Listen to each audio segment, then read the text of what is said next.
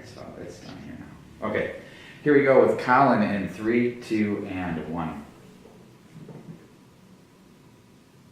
Oh, hang on, I got one more thing I gotta do. Hold, Yeah, no please. problem. Yeah, I just noticed that I gotta quiet down on the camera mic because it.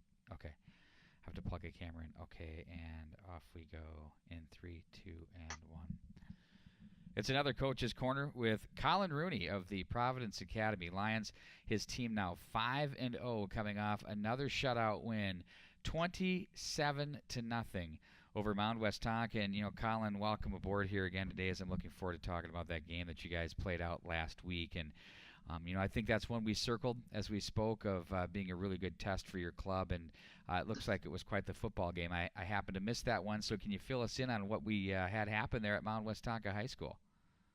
Yeah, no, it was a really fun game. It was a really great atmosphere for the players too. It was kind of cool. It was their homecoming, so our bus had to pull in through like the festivities, the carnival, if you will, and like their fans were already there and kind of into it. So it kind of had that fun college atmosphere to it. The stands are full and they had all wearing red, and it was kind of cool for our players to just see that from the visitor perspective. And uh, they practiced really well going into the week, and our guys did, and we had a pretty good game plan going, and we knew they were really well coached.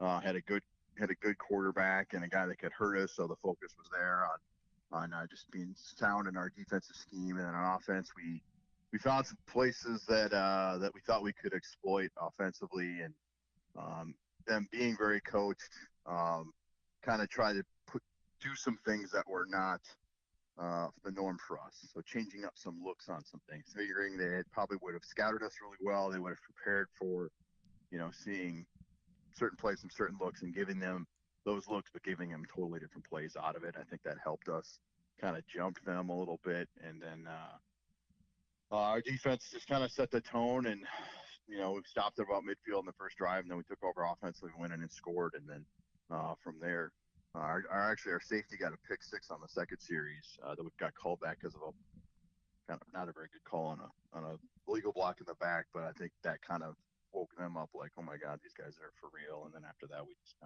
just kind of maintained control of the game, is what I would say. Well, again, I've talked about this defense probably ad nauseum here, but 3 straight shutout games. The opener was a shutout, 6 points against Academy Force, and we talked about that a little bit on a broken play that turned into kind of an easy score for him. But I mean, Yeah. really, honestly, Colin, would you think that this team's strength, when you came in and you looked at it, did you feel as though, man, our defense is going to be a shutdown variety, or were you thinking they could be pretty good, or you didn't know? I was thinking that they could be pretty good. Um, one guy we haven't talked about is Brad Lacombe, who was our defensive coordinator. And he was kind of like the first hire when I got the job. He had been the DC there for several years. And like the first thing I did was try to retain him. And he kept a couple of his other coaches. So our defensive side of the ball has a lot of consistency, and they brought back a bunch of guys back from last year. And when he and I were talking in the offseason, he's like, it takes a couple of years. Guys play a couple of years in the system, they start to get it.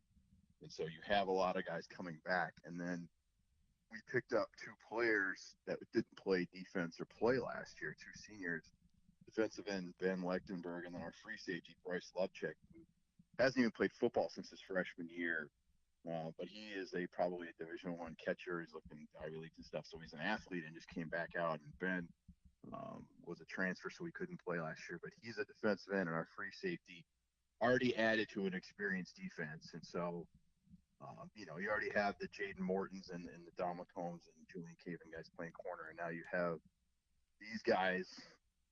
Our defensive ends are awesome. I love both of our defensive ends. They are a terror. And then you put Bryce Lovecheck with Hakim Daniels as our strong safety, who played some last year.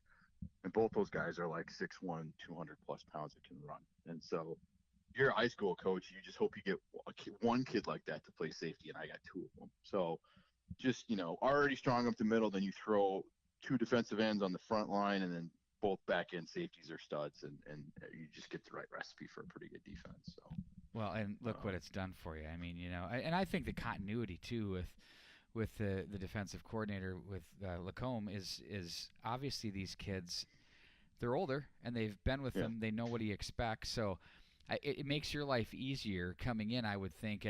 Because sometimes I think when you come into a new coaching situation, who do we have? What do we got? Is everybody on board? I mean that's part of it too. And obviously, yeah. you guys are all in sync from a coaching staff. Can you talk a little bit about how working with Coach Lacombe and everything else has kind of just fused everybody together into one solid group? Yeah, I mean, I would say I was smart enough to get out of Brad's way. I mean, Yeah. he knew what he was doing on defense. My whole career, I've been an offensive guy. I mean, obviously, I know defense from an offensive perspective on where I want to attack and do whatever. But I mean, he's a defensive guy.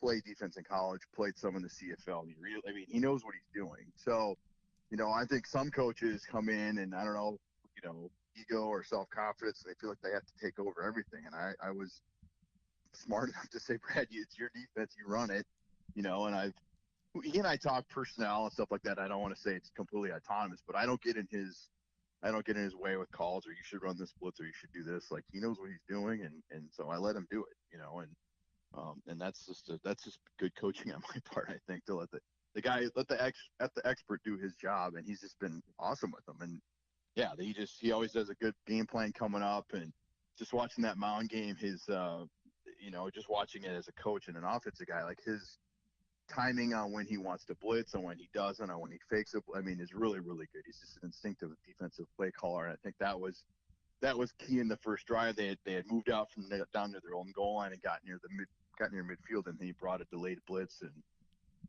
Dominic Lacombe, his son, actually, or one of our linebackers, just destroyed the Mound quarterback, picked him up, and who knows if it would have been a penalty in the NFL for roughing, but he got him pretty good, and that kind of that changed a lot of stuff, and it was just a really timely blitz on a non-passing down, and he just, so yeah, the defense just when they play like that, it makes it so easy to be a play caller because you could just do whatever you want, or you can take risks. You're like, my guys are going to shut these guys down, so I can take shots and do some things that are maybe uncharacteristic or make some oddball calls or whatever because your guys, your defense has your back.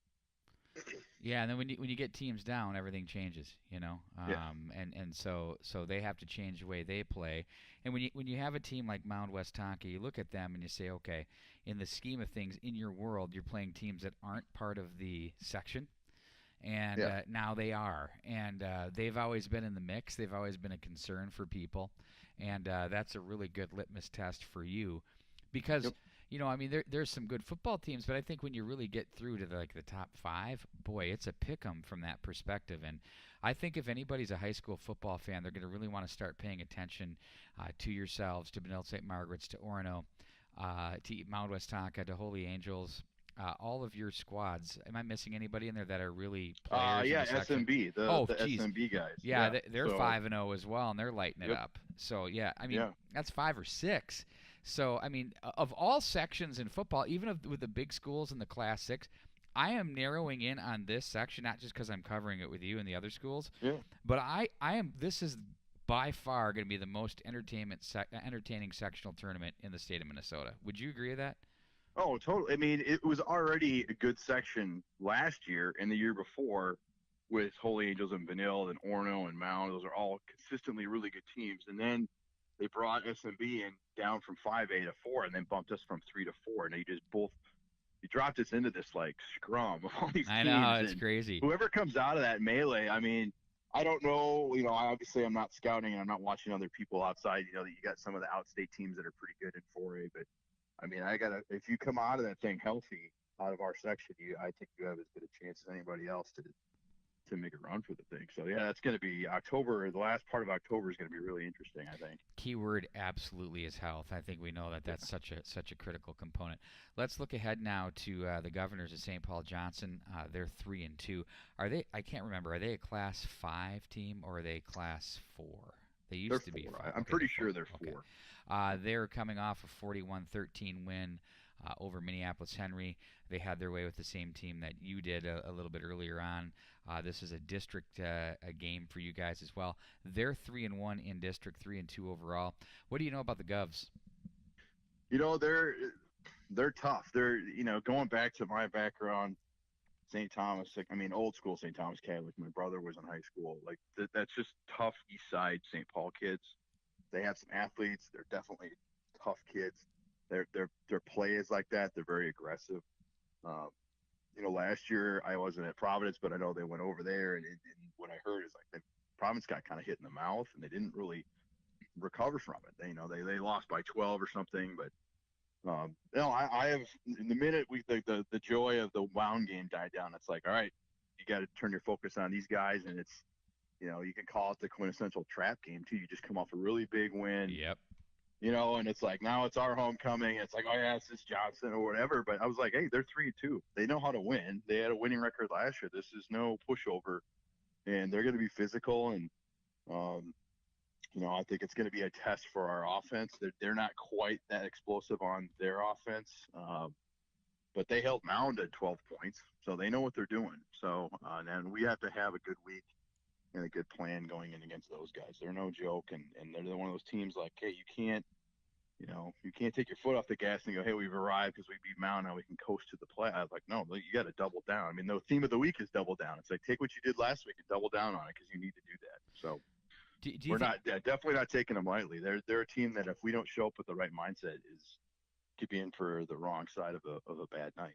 So what I'm hearing here is it's a toughness test here. Do you think your team Yeah. is ready to accept that challenge?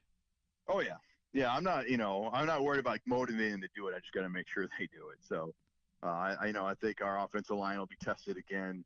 They're pretty stout up the middle. They have a humongous kid.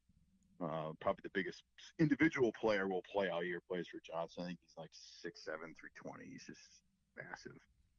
That will be inside on our guys, and our interior line guys are not quite huge. They're more tacticians, and so we'll see. But they got to play with us too. If we play with the right mindset, then it's not a one-way battle here. They're gonna have to contend. They don't throw the ball that well. They're gonna contend with our defense locking them down. So Absolutely. You got 3 games in about a week and a half, I would say, if you start from Friday.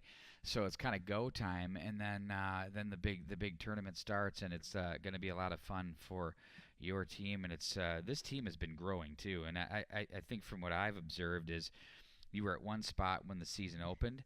You're at another, now. And I think for me as an observer, what's the most difficult task that you have to deal with is that you do have. I mean, these teams don't match up as well with you as far as ability. Let's just be honest. And it's difficult to get better sometimes in those situations. But it's been able to the naked eye. I've been able to watch your team just get better and better every weekend. You've got to be really encouraged with that component of your football team.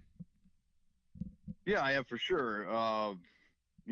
Coach Lacombe keeps the foot on the gas defensively, and whether it's right or wrong to a stat watch. I mean, you do have this kind of shutout streak going, and you have this points against streak, so they kind of have their carrot for their incentive for each week to have just an awesome practice every day.